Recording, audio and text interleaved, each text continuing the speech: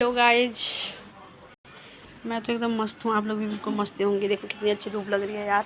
मैंने यहाँ पर रख दिया ये सूखने के लिए। मैंने कहा कहाँ पर रखो यार इसको, इसके लिए इस बेचारे के लिए भी जगह नहीं है। तो कहने का मतलब है कि धूप की अधिकता बहुत ज़्यादा होने की वजह से क्या कहते हैं, मुँह पे अजीब सा लग रहा है। तो फिर यार क्या कहते हैं, घर के जो है कार्यक्रम जो हैं चलते रहते हैं सुबह से लेकर शाम तक। यहाँ तो शाम हो जाती है, काम पूरे ही नहीं होते हैं। तो मैंने इतने सारे कपड़े रखे हैं यार, इतने सारे कपड़े रखे हैं।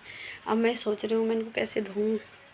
मुझे तो ये टेंशन हो जाती है काम को देख के कि भाई इसे कहाँ से स्टार्ट करूँ, क्या करूँ, बहुत टेंशन रहती है। अब मैंने इतने कपड़े रख दिए हैं।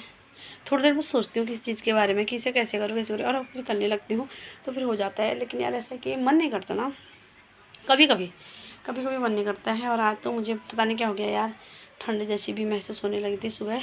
पंखे से भी अब ठंड लग रही है वैसे। तो फिर यार ऐसा ही है।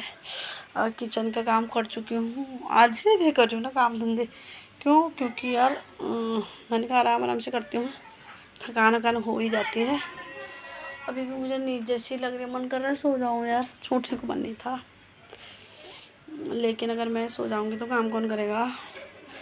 तो इसलिए उठना ही पड़ता है। सुबह उठ गई थी मैं 6:30 बजे। हाँ 6:30 बजे मेरी नींद खुल गई।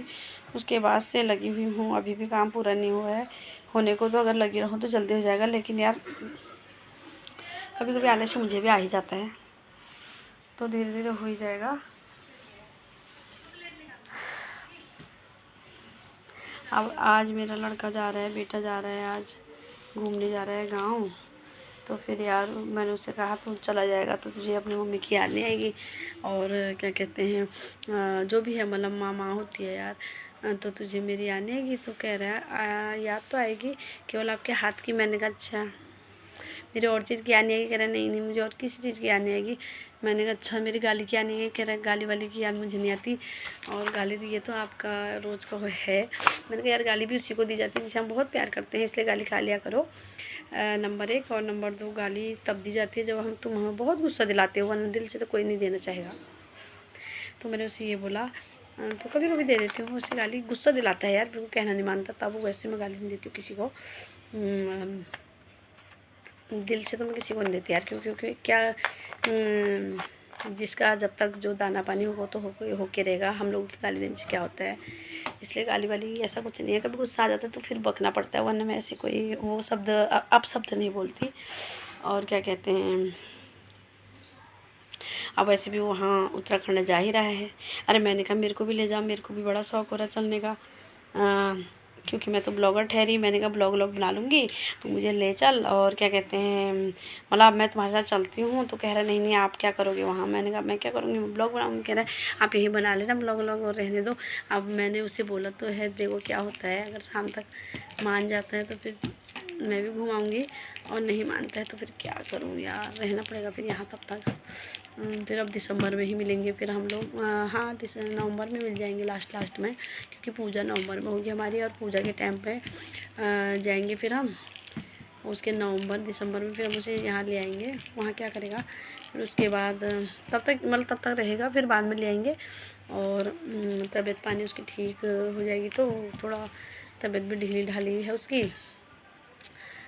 तो ऐसा होता है ना, माहौल की वजह से भी हो जाता है कुछ।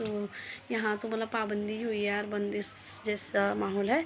तो फिर वहाँ खुला माहौल है, खुले में क्या पता वो मतलब उसका मतलब वो हो जाए, क्या कहते हैं, वातावरण चेंज हो जाए, तो फिर क्या पता जल्दी ठीक हो जाए। इसलिए मैंने कहा चल ठीक है चला जा फिर। वैसे भी वो वहाँ दादा दादी के पास पसंद ही करता है, उनको बहुत अच्छा मानता है। दादा दादी उसको प्यार करते हैं, वो अपने दादा दादी को प्यार करता है। और तो फिर मैंने कहा चल ठीक है कुछ टाइम के लिए चला जा फिर। लेकिन मैं थोड़ा बहुत पत्थर दिल की इंसान भी हूँ, ऐसा नहीं है यार। मतलब माँ होती है, ये भी बात सच है। लेकिन मेरा पता क्या है, मेरा ये है कि मेरा मतलब जैसे कोई सामने से अगर चला जाए तो मुझे इतना ज़्यादा प्रभाव नहीं पड़ता उससे कि वो चला गया भाई उसकी यादों में रहूँ, ऐसा कुछ नहीं है मुझे। इतनी मतलब मुझे ऐसा कुछ नहीं है कि किसी की याद है, पता नहीं क्या हूँ यार मैं। बस मुझे शादी के दिन ही जो रोना आया था, दिल से रोना आया था। और पता नहीं क्यों क्या हुआ। उसके बाद तो मुझे कभी ऐसे मतलब पहले से ही मेरा ऐसे ही है यार, अगर कभी कुछ भी हो जाए ना, मुझे इतनी जल्दी रोना धोना नहीं मचाना, ये वो करना, उसकी याद में आंसू बहाना, ये काम करना मुझे नहीं आता। मैं नहीं करती हूँ इस प्रकार का, पता नहीं क्यों। पत्थर दिल समझो, मुझे कुछ भी समझो, मुझे इतनी ज़्यादा वो नहीं होती यार, पता नहीं क्यों।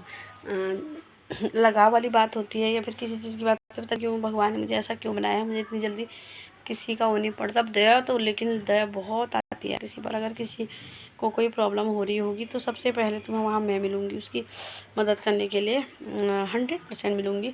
दया तो मुझे भाई कूट कूट के भरी है मेरे अंदर। किसी की हेल्प करनी हो, कोई परेशान हो, तो सबसे पहले तो मैं दिखूँगी। अब कल ही की बात लगा लो, कल मैंने एक बच्चे को देखा, वो बेचारा कब से बगल में चाची और का गेट खटखटा रहा है। अब मुझे देखूं, बच्चा है वो, मेरे बेटे के बराबर ही होगा, कब से लगा है गेट खटखटाने में। उन्होंने सुना नहीं होगा फिर, क्योंकि वो उस वाले उधर वाले उस साइड के रूम में थे, ऊपर नहीं सुनाई देता है, तो उन्होंने सुना नहीं, तो बेचारा बाहर से खट खट खट खट खट कर लगा है। अब मैं, पता है मेरा कोई मतलब नहीं है उससे, क्योंकि मैं अपने घर में हूँ, मुझे क्या वो हो रहा है उससे, लेकिन मुझे ऐसा लगा कि पता नहीं क्या कोई बात है, ये लड़का क्यों परेशान हो रहा है।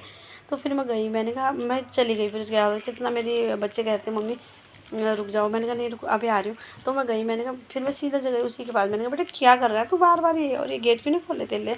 तो कह रहे हैं पता नहीं आंटी, और पता है डर डर के बेचारा, अभी उन्होंने बैल नहीं लगाई है, तो डर डर के उनकी वो क्या कहते हैं कुंडी को खटखट खटखट कर रहा है। तो फिर मैं गई, मैंने कहा ऐसा कर, यहाँ से आवाज़ लगा भैया को, और तब जाके वो सुनेंगे। फिर उसने भैया को तब बोला, बेचारा सब आधा घंटा हो गया होगा यार उसको बाहर से। तो मैंने कहा क्यों इतना परेशान हो रहा है यार, मतलब मैं अपने सामने किसी को परेशान होता बिल्कुल नहीं देख सकती, लेकिन ऐसा नहीं है कि कोई मेरे सामने से चले जाए उसकी यादों में आंसू बहाऊं या रो, ऐसा भी नहीं है। तो फिर जो भी समझो यार, मैं ऐसी हूँ। Bye bye.